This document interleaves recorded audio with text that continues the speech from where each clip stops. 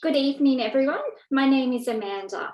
I'm a librarian at Tamworth and Central Northern Regional Libraries. I would like to welcome you to our virtual Q&A session with author Laura Greaves. If you could all please keep your video and sound off during the Q&A session so that we are able to hear Laura quite clearly. So first, I would like to acknowledge that I am coming to you from the traditional lands of the Kamilaroi people. I recognise their continuing connection to this land and pay my respects to elders past and present.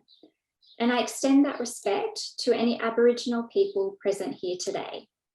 As we are meeting online from different parts of the country, I would also like to acknowledge the traditional custodians of country throughout Australia and their connections to land, sea and community. It is now my pleasure to welcome and introduce multi-award winning journalist, author and proud crazy dog lady, Laura Greaves. If you have any questions for Laura or simply want to share a cute animal story, I will ask everyone at the end of the Q&A session to turn on their video and sound. Or if you prefer, you can just write your questions or stories in the chat box. So welcome, Laura, and thank you so much for joining us. I'm so excited to chat to you tonight because it's my favourite subject, dogs. I'm the person in my group of friends that talks about her dogs while they all talk about their kids. So this is a perfect topic for me. So I'm going to start by saying I absolutely loved your book. I was a little bit hesitant at the beginning to read it because I recently just lost my 10-year-old Labrador, Lucas. Oh, So sorry. That's right, thank you. So I haven't been able to watch or read anything about dogs since, as it's still a little bit raw, but I'm glad that I did because it made me appreciate the time I got to spend with him and also realise how much joy animals can bring to not only a human life, but to each other as well, which I've actually learnt through my other 8-year-old lab, who constantly hangs by my side because she's missing her friend. So yes, so can you please tell us about your personal dog story? Yes, absolutely. Well, first of all, thank you so much, Amanda, for inviting me to come and talk to you this evening. For anyone that's just joining us, I apologise for the fact that I'm in my car. I had power and we had a big power outage this afternoon and my internet has not come back online, hence why I'm in the car. I also live in the bush and I can't get a mobile phone signal inside my house, so I have to come up the hill. Anyway, my personal dog story goes back a long, long way. I've been a crazy dog lady my entire life, and I use that title very proudly. I own it. You know, my reputation precedes me wherever I go, and that's fine. I am the person who bores my friends with both dog and kid stories, so I'm extra tedious, perhaps. But I grew up with West Highland White Terriers. My family had a succession of them when I was a little girl. And when I was 10, I was given one of my own. You know, he was the family dog, but he was given to me as a Christmas gift. He was going to be my dog, the first dog that was really mine. His name was Robbie. He was adorable. But very sadly, I'd only had him for about a year when he was run over and very sadly died, which was obviously devastating to a young girl, particularly a dog-mad young girl. But beyond being heartbroken, I was furious because, excuse me, the person that hit Robbie didn't stop to try to help him. They just left him there in the gutter, where he was subsequently found by my very elderly grandfather, who was a very gruff World War II veteran who never showed any emotion. But that day he absolutely wept like a child, and it's one of the most vivid memories of him that I have. So I was so angry that someone could be so callous as to hit a little dog and just keep on driving that I did one of the only things that was kind of available to me as a 10-year-old dog lover and budding author, because I should add that I've always wanted to be an author. So I wrote a letter to my local newspaper in Adelaide, where I grew up, kind of expressing my anger and my feeling that there's a special place in hell for people that harm animals, which I still believe. And that letter was published. And not only was it published, but the editor of the section actually rang me up to say how sorry she was about Robbie and how moved she had been by my words.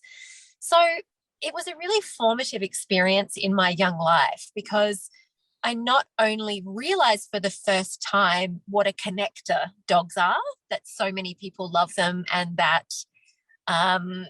their lives can really touch and move people, but I also realized in that moment the power of words, I think. Excuse me, I'm just getting over a cold, so I'm a little bit croaky. Okay. I realized the power that words have to touch people and to move people. So, you know, I don't think I realized until many years later just how much that experience shaped me as both a writer and an animal lover and a person. But it really did. And although I would have preferred to have Robbie well into his old age, I can't help but wonder whether I would be on this path having not had that experience as a young girl. So fast forward, now I'm in my 40s and I have 3 dogs of my own. I've got 2 senior Nova Scotia duck tolling retrievers, which a lot of people have never heard of. They look a bit like border collies, but they're smaller and they're red. And I also have a Kelpie border collie cross, who was an accident. We didn't mean to have 3 dogs, but she needed a home and we couldn't ignore that. So we've got a very full house and I wouldn't have it any other way. Beautiful. No, I don't think I could do without them. I remember, like, my first dog was, I got Lucas when I was 30, for my 30th birthday. And I actually didn't realize myself the connections that dogs had in our lives. You know, I'd always used to laugh when I was little at my neighbour, how she talked to her little Maltese dogs. I'd be behind the fence laughing and say, oh my God, she's talking to those dogs like a baby. And then I was exactly the same way when I got my dogs. So I see those memes on social media every now and then that's like, you know, how you say goodbye to your significant other when you leave the house. It's like, oh, bye, see you later. Yeah. And then what you say to your dogs, and it's like, oh my darlings, I'll be back very soon. I'll miss you and I love you so much. And that's me. Exactly. So that led me to the next question is, did your personal dog story inspire you to start writing books about dogs? Yes and no. So before I started writing non-fiction collections of stories about amazing dogs, I had also written 3 novels, which, funnily enough, are about people, not dogs. But all 3 of those books had a very kind of significant kind of supporting cast of canine characters. You know, all the characters have dogs and dogs are quite integral to the stories in some of those books. And through writing those stories and dealing with my editors and the publishers at Penguin who published my books, they kind of got to know me as a bit of a crazy dog lady. And they actually came to me one day and said, look, we want to do some kind of non-fiction, heartwarming dog book. We know you love dogs. Is that something you'd be interested in? And of course I said, yes, please, like right away. And the rest is kind of history. The first dog book I wrote was Incredible Dog Journeys. And if I had had more time and wasn't in such a flap about the internet, I would have brought a copy of that with me to show everybody. But that was really well received. And since then I've written 7 more. So the new one, A Dog's Best Friend, is actually my 7th dog book. Wow. So it absolutely set me on a path. But even prior to writing books, I was very involved in writing about dogs. I started my writing career in journalism, and for a time there I was actually the editor of a dog magazine.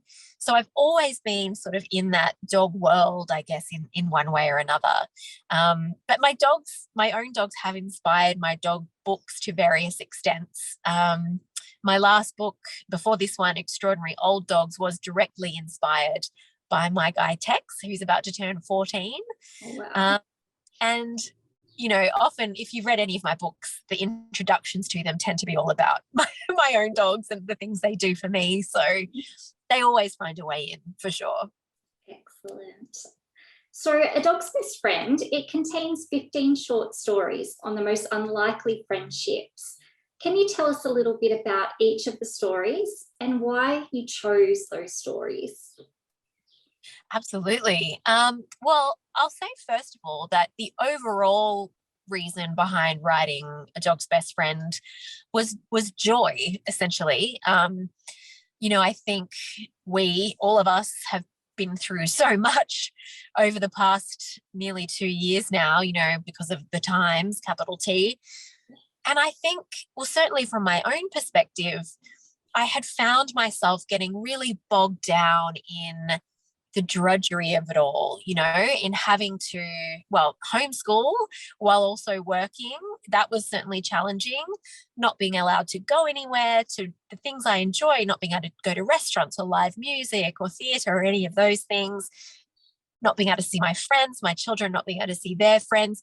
It all just felt very heavy and very monotonous. And I lost sight of the things I enjoyed. I almost kind of forgot how to have a good time, I think.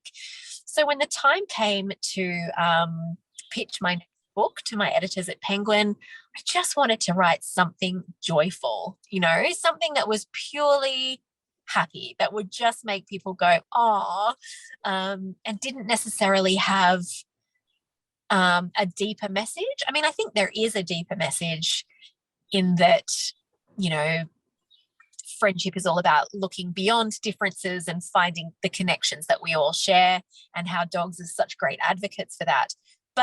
But beyond that, I just wanted to write something really happy and really uplifting. So when it came to choosing the stories, it was all about which ones are the cutest, which ones are the quirkiest, which ones are the most unexpected.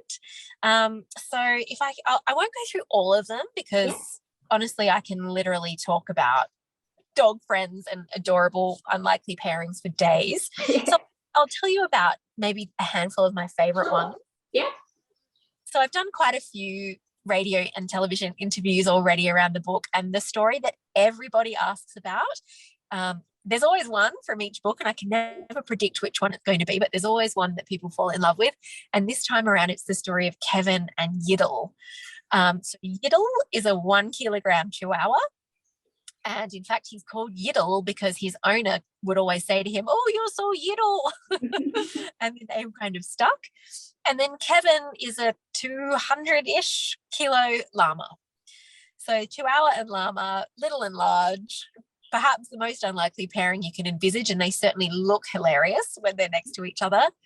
But Kevin was, I won't say rescued, but sort of rehomed from a children's petting zoo to a farm in the US.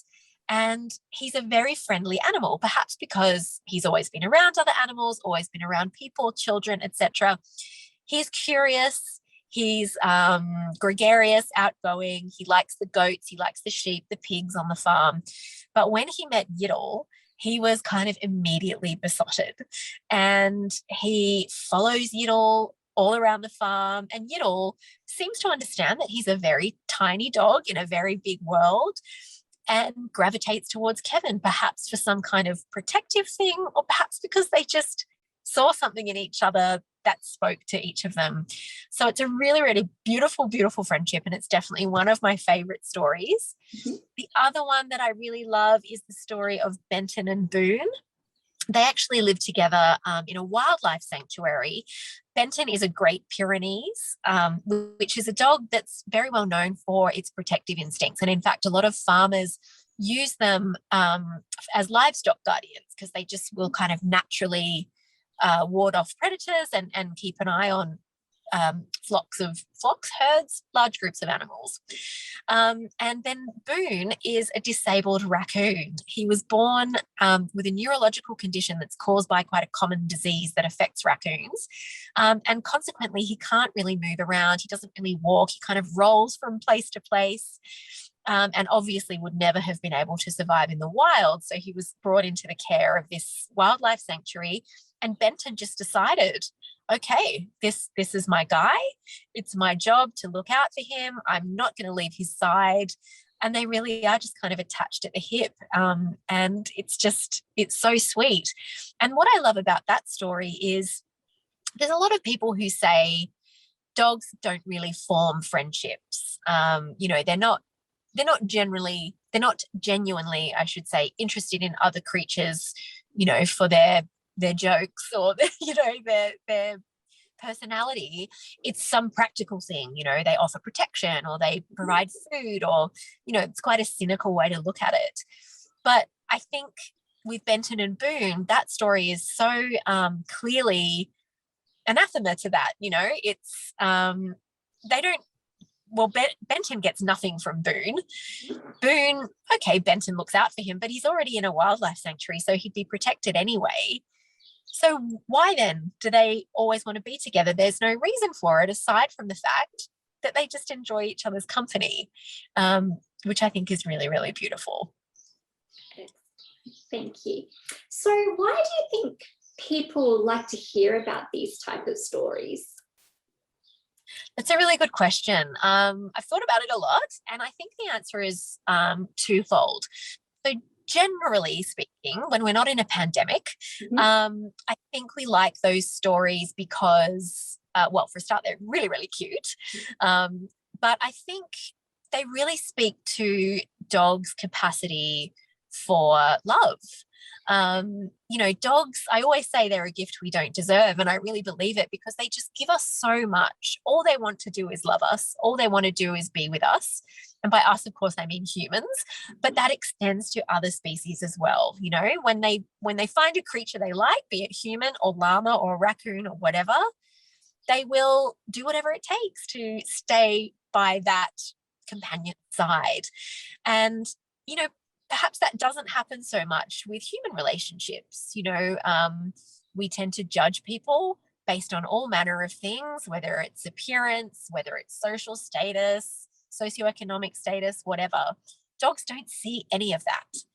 They just purely take other creatures at face value. And once they decide they love you forever. So I think people like to see that truly kind of unconditional friendship. Because it's different, I guess, to what we experience in our own day-to-day lives. So that's the kind of general reason I think we like them. And if we're talking specifically about why we like them now, and I don't know about you, but I'm seeing more of these stories around now than ever before. There's always things on Facebook and cute videos, and even the news, the nightly news will sometimes show these funny stories. I think it's because, as I was saying earlier, we need joy. We need moments right now that remind us there's still good in the world. Yeah. Amid the chaos and the crisis and everything we've all been going through, sometimes creatures just find each other and souls just connect. And these relationships serve as a really great reminder of that. Yeah, well, I must admit, I didn't waste, but about an hour on Instagram looking at Gebro and Button's Instagram account because I actually loved the little kitten. I think it's Monkey, the little kitten. She interacted with the dogs, and I was just like, oh my gosh, I'm so in love with this kitten. So for those who haven't read the book, Gebro and Buttons are a golden retriever and a deer who have been best friends for 11 years. So their friendship is not only proof that it's not all about practical things, but that it's enduring. These friendships really can last a lifetime, which is just so nice to see. Yeah. So how did you come about these stories? Did people reach out to you, or did you come across these stories as part of your research? It's a little bit of everything. Certainly because I've been a writer for so long and I've been kind of in that animal welfare, dog loving sphere for so long. I do have a lot of contacts in that arena, people that I can reach out to and say, hey, if you come across a great story that fits this brief, please let me know. Certainly my reputation as a crazy dog lady precedes me pretty much everywhere I go. All my family and friends know that I'm dog mad. So people are forever emailing me links to stories they've seen or tagging me in posts on social media. I love it, but honestly, sometimes it actually gets a little frustrating because there'll be one particular story that's doing the rounds that everyone's falling in love with, and I will get tagged in it 100 times. And I just feel like saying thank you, but do you think I haven't seen this already? You know? And then the other thing is, I always feel like there's a little bit of magic to it. You know, it feels a little bit serendipitous because whenever I decide on a theme for a new book, I just kind of start to see those stories everywhere. And I always liken it to how, you know, you never notice other Toyotas on the road until you're driving a Toyota yourself, and then you see them everywhere. It's the same for me. I don't know if it's because I'm not looking for them until I start to consciously look for them. But once I've got it in my mind that this is what I'm going to write about, those stories just seem to appear out of the ether. So it feels a little bit like the universe has my back, you know, in that respect. So how much research did you need to do for this book? I do quite a bit of research. And it obviously depends on the book. Like, for example, when I wrote Miracle Mutts, which is all about dogs that weren't expected to survive for one reason or another, but then not only survived, but thrived and went on to do really incredible things, there was a lot more research with that book because there were so many medical conditions. So a lot of those stories were about dogs that had been sick or injured, weren't expected to pull through, but did. So I had to do a lot of veterinary research. And thankfully, I had an amazing vet who made himself available to me so I could literally email him and say, why didn't this dog die of this? You know, there's a dog in that story who had 3 legs cut off in a farming accident and survived for over 12 hours before she was even discovered. So I was saying to him, why didn't this dog die of blood loss before she could get help? And so there was a lot of research in that book. This book, there wasn't a lot of that kind of secondary technical research, but of course I always interview all my dog owners. So once I've identified which stories I'd like to include, I then have to reach out. Well, first of all, I have to track down the dog owners, which is often harder than it sounds. Facebook, thankfully, has made that a lot easier than it might otherwise be, but not everyone's on Facebook. So sometimes I'm writing letters and calling people and emailing acquaintances and all that kind of stuff. Then I have to explain what I'm doing, ask them if they'd like to be involved, which is a funny thing for me because I always feel like I'm being a bother, you know, like I'm really sort of encroaching on somebody's life and asking them, well, you know, in many cases, I'm asking them to tell me about a very serious incident that's happened. And sometimes it's really the worst thing that's ever happened to somebody, you know, but their dog has been there to help them. So I'm very cognizant of what I'm asking people to do. But thankfully, with only a handful of exceptions, people are always very flattered to be asked. A lot of people are very happy, especially if their dog has passed on, to know that some part of that dog story will remain, that it's sort of a legacy thing. And then once we've got it all lined up, I interview each dog owner for at least an hour. And I'm not just talking to them about their dog and the particular incident that the chapter is about, but I'm talking to them about their own life and their history with dogs. And I want to know exactly what it took to lead that person to that dog, because that's what the story's about. It's not just a dog has a cute best friend, or a dog did an amazing thing, or saved a life, or survived against the odds. It's everything that had to happen and all those tiny little decisions that had to be made along the way to facilitate that happening. And for me, that's really where the story is, and that's really where my interest lies. So often I'm asking very, very personal questions of people, but thankfully they're usually very willing to get quite vulnerable with me, which is something that I recognize as a huge privilege and something that I'm always really grateful for. Excellent. So when undertaking your research for a dog's best friend, was there anything that you discovered that surprised you? Oh, what a good question. Gosh, things surprise me all the time. speaking in kind of broad terms, I'm constantly surprised and amazed by what dogs are capable of. Just when I think I know what they can do for us and for each other and for other creatures, they'll surprise me again and go above and beyond, or do some job that I never could have imagined them doing.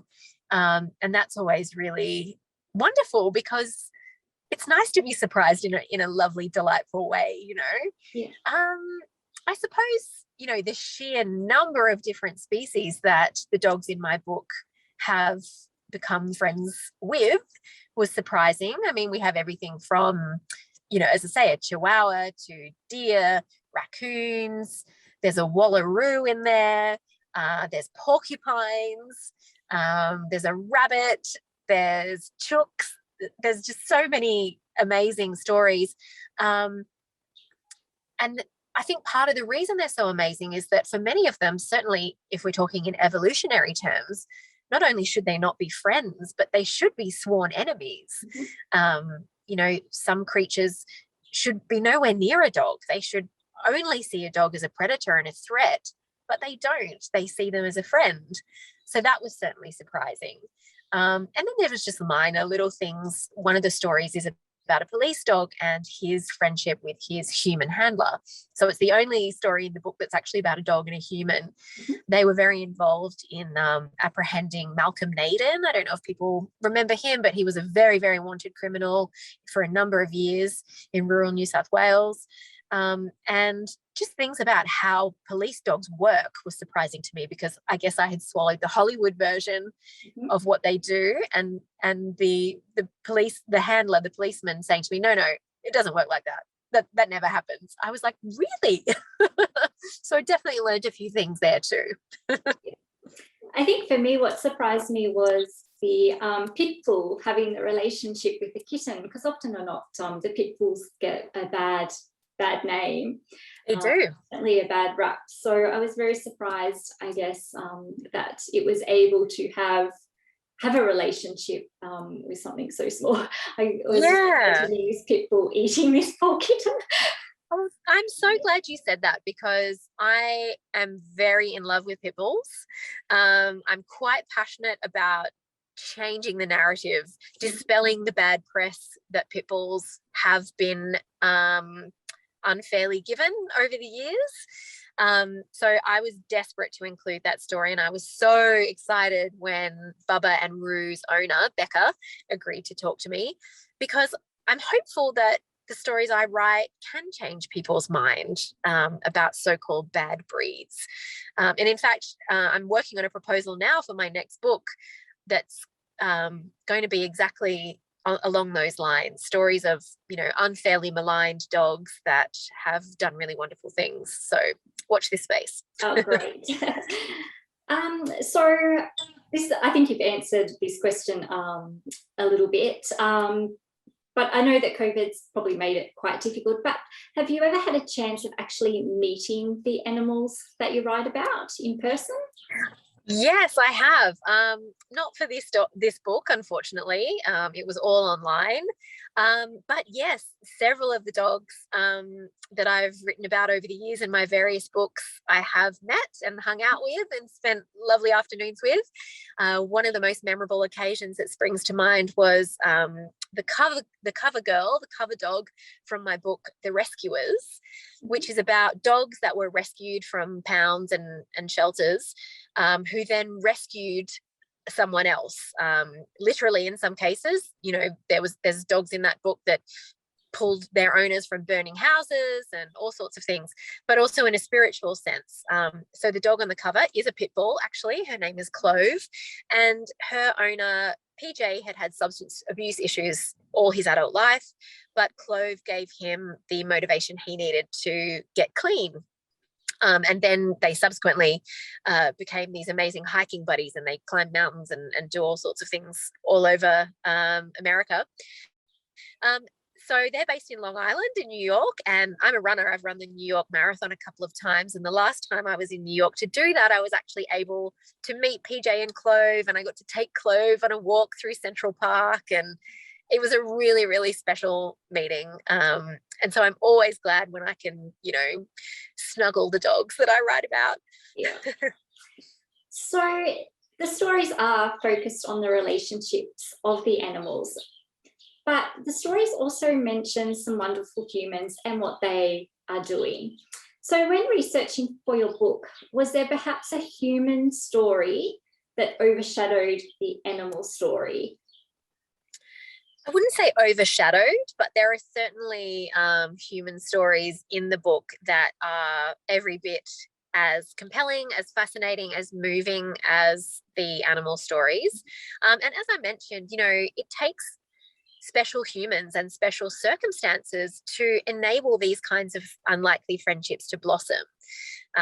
Somebody who doesn't care, about their dog beyond, a kid's pet in the backyard isn't likely to also rescue chooks or also establish a wildlife sanctuary for porcupines and encourage their animals to spend time together.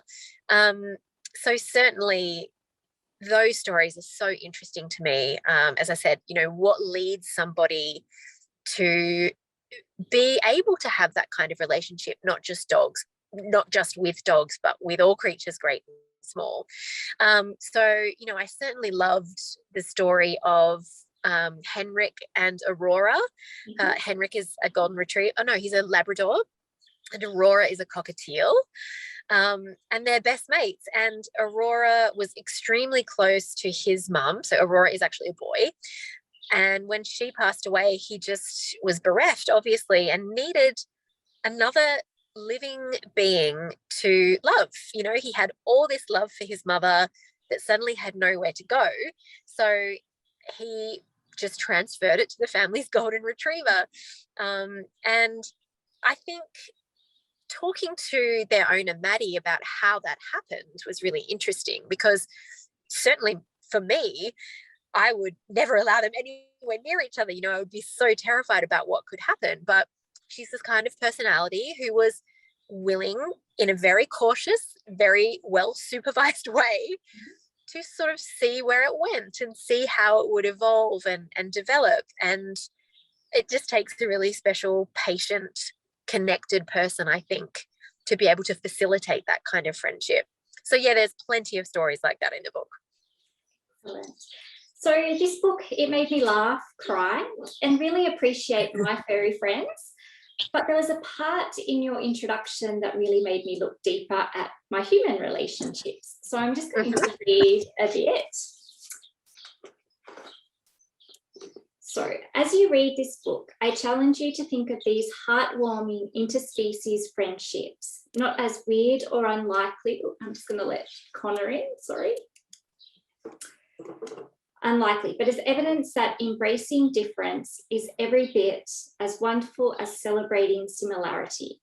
If more of us sought to befriend those who appear to be different from ourselves, we learn that we are all more alike than we ever imagined. If we all followed the example set by dogs, the world would be a friendlier place. So what message do you hope that other readers would take from this book? That's such a great question. And, I sometimes worry that the books that I'm writing are kind of preaching to the converted in a sense, because obviously the majority of people that would buy or read my books are already dog lovers. But I fervently hope that people that wouldn't necessarily gravitate towards books like mine might be curious enough to pick them up, because I think they're the ones that are really going to take something away from them, from the books. So I and what I hope they take away from it is that message of dogs they don't judge. They don't look at superficial things. If dogs were people, they would never be interested in small talk, for example. They would immediately ask you, they'd meet you at a party and straight away they'd ask you what your deepest fear is, or, your most fervently held hope for your future. They see into the soul of people, and they take people as they come. They accept you as they are. They never want to change you. And I can't really think of any relationship that humans have that is truly, truly unconditional in that sense. And I think they should be, so if there's anything we can learn from dogs, it's perhaps how to be more accepting, more truly loving towards our fellow human beings. And especially at the moment, there's a lot of division between vaccinated and unvaccinated and masks and no masks and all that kind of stuff. But we are all in the same place and we're all going through the same stuff. And we should be coming together and supporting each other rather than going out of our way to look for differences and reasons to not get along, because that's what dogs do. But the other thing I would say is I take my dog's likes and dislikes very seriously. So actually one of the dog owners in the book, Jason, he owns Rommel, who was best friends with the Wallaroo, and he was telling me that a previous dog he owned loved everybody except for one person. He only ever growled at one person he ever met in his life, and that man turned out to be a very serious, dangerous criminal. So perhaps not to that extent, but I put a lot of credence in how my dogs are with other people, because I think they get a real read very quickly on what people are like and what their intentions are. So I also think, as well as, let's be more accepting and try to judge less, I also think that to a large extent, we need to trust our own gut more. And if you get a bad vibe from somebody, there's probably a reason for that, and we should listen to it. Yes, my 10-year-old lab was very much knew who I should avoid on my walks. He knew that I should just keep walking, and his was that he always stayed really close and his tail went up in the air. So my 8-year-old lab, she doesn't read people as well as what Lucas does. Even she doesn't read our emotions quite so much as Lucas, but I think because she always kind of read Lucas's emotions more so than ours. But I think now that she's on her own, she's getting a lot better.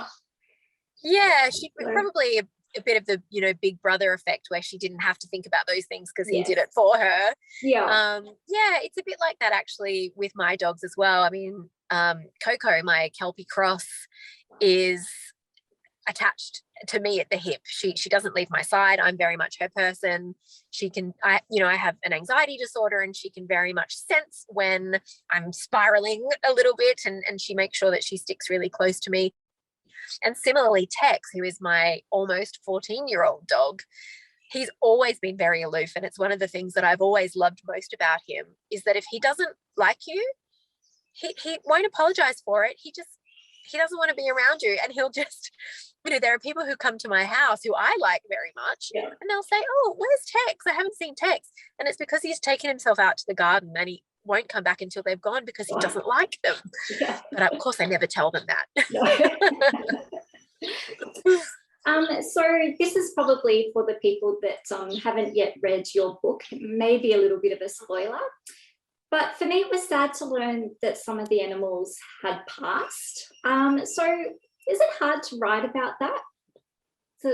Yes, it is. It's always hard. And I cannot tell you the number of times I end up crying over Zoom with strangers as they tell me that their dog, about how their dog's passed away. Happens all the time. I cry buckets when I'm writing these books. I often get sort of vaguely accusatory emails and messages from people saying, "Your book made me cry." And I'm like, well, too bad, because it made me cry. So it of course, it's hard, because I can feel, it's so obvious when I interview a dog owner what their dog has meant to them. And I can feel their sadness when they're telling me about how their dog passed away. But again, it comes down to the privilege that I feel to be able to share even a part of the story of that dog's life, and to be in some small way involved in continuing that dog's legacy. It's a beautiful gift, and it is one that I take very seriously. But I've actually become good friends with a lot of the dog owners that I've featured in my various books, and in several instances, I have been the first person they've told when their dog has passed away. You know, they will literally email me and say, we had to put such and such to sleep an hour ago. You know, I was the first person they thought to tell. And that is, you know, the responsibility that I feel to do justice to these incredible animals and the incredible bonds that they had. It's a big one. I don't take it lightly at all. So yeah, it's tough, but it's also beautiful to be able to play a part in that. Excellent. So what would you tell those critics who think interspecies relationships are unlikely to occur? Well, I would say open your eyes, because they're everywhere. And, you know, as I wrote in the book, they're only unlikely because we, in our wisdom, think they shouldn't happen. But I think, you know, what I was trying to get across in that passage that you read is, why shouldn't they?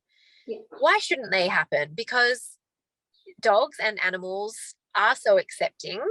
They are willing to take other creatures as they come. If they're treated well, they will treat you well in response. So I think critics perhaps need to consider why they think it's so unusual that two creatures that look different should find something in each other that they both enjoy. You know, consider what that says about your own view of people that you perceive to be different from you, because really nobody is different from anybody else. And we'd all do well to remember that, I think. Yeah.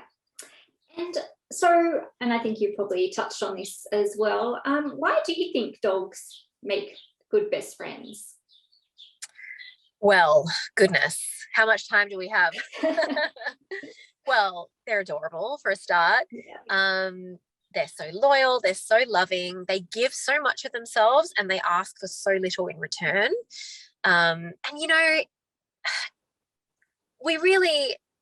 so many of us don't think of animals as sentient creatures with thoughts and feelings and wants and needs. We don't treat them the way that they deserve to be treated. And yet they continue to trust us and they continue to want to love us and to want to be with us. And it's not just because we feed and house them. Maybe it was that way when wolves were first domesticated, but it's not that way anymore. It's a true soul connection, I think. And, you know, even someone who's had 10 dogs or 15 dogs in their lifetime will be able to tell you about one or two or three of those dogs that was really a heart dog, you know, that really connected with them in a surprising way. Or change the course of their life, really, as my little dog Robbie did for me. So I think they make great best friends because they're always there for us.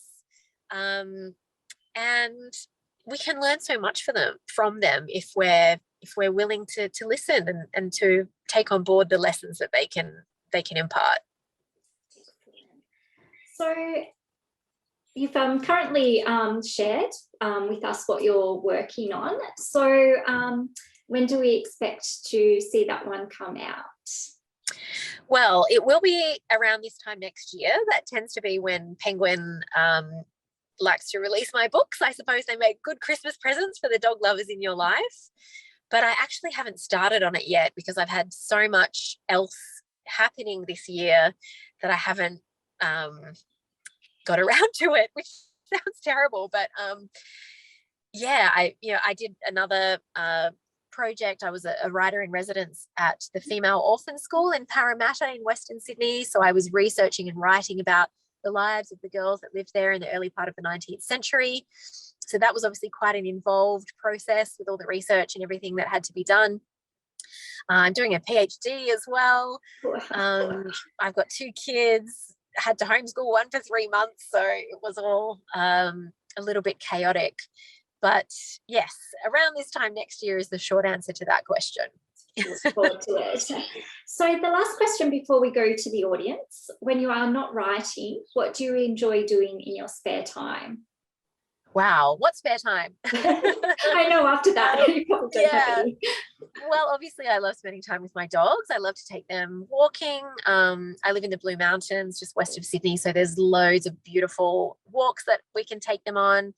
I'm also a very keen runner. I do marathons, so that keeps me pretty busy. The PhD takes up a lot of my time, but also I'm just starting to get really interested in visual arts. I never considered myself a particularly visually oriented person. I always would joke that I do words and not pictures, but I'm finding myself increasingly drawn to things like collage and sculpture and just doing stuff with my hands that's a bit less cerebral, perhaps something I could just kind of lose myself in and have something tangible to show for it at the end. So yeah, I'm trying to squeeze in time to do those kinds of things too. Great. So I'm just going to check to see if we have any questions in the chat box, which we have a few here. So I'll read them out.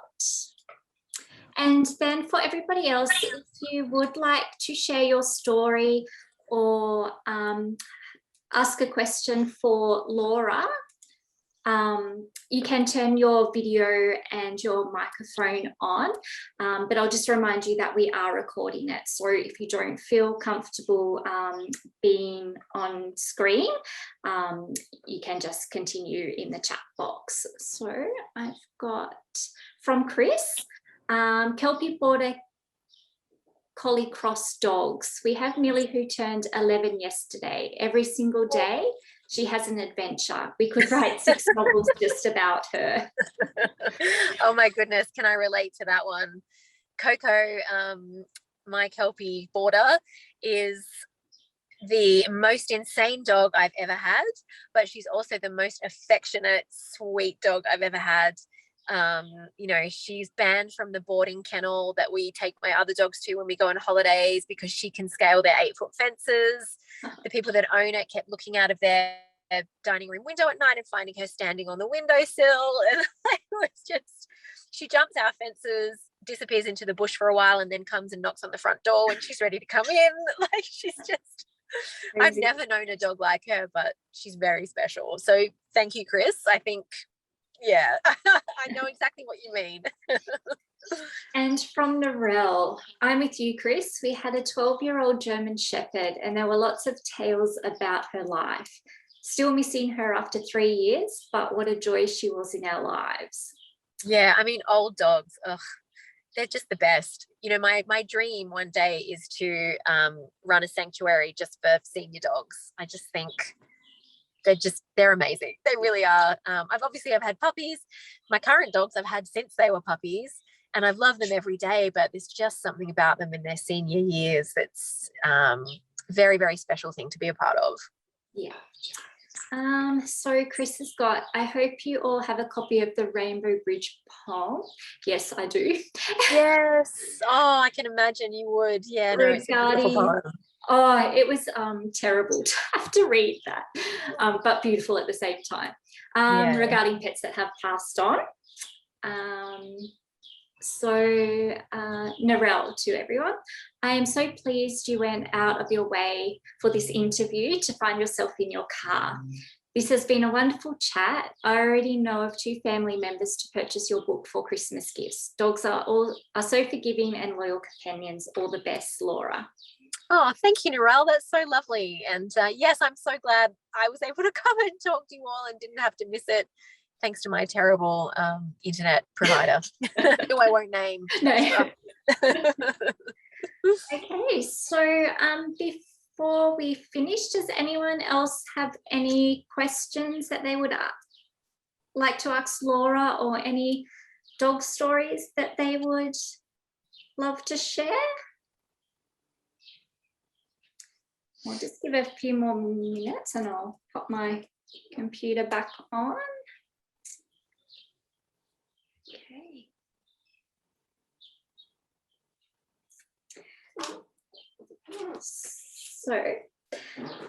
So again, thank you for chatting with me, Laura. I had a fantastic time chatting to you about all things dogs. I'm just disappointed that I couldn't bring my dog here tonight because she wasn't having a bar of staying on the chair for more than 5 minutes. They never do what they want when we want them to do anything, do they? No. They would happily sit on my lap when we're outside, a 30-kilo dog sitting on my lap. But when she's got a chair of her own, she's like, go. Yes. Mine are very much the same. Yes. So I'd like to thank all our audience for joining us tonight. And if you haven't had a chance to read A Dog's Best Friend, I highly recommend it. It is a book containing 15 heartwarming stories that will make you laugh and cry. In the back, it also contains social media accounts of all the animals mentioned in the book. And I highly recommend you check those out because they are very funny. Mm-hmm. And again, Laura, thank you so much for joining us and taking your time to be with us tonight. It's my absolute pleasure. Thank you so much for inviting me along, Amanda. And thank you for everybody who came.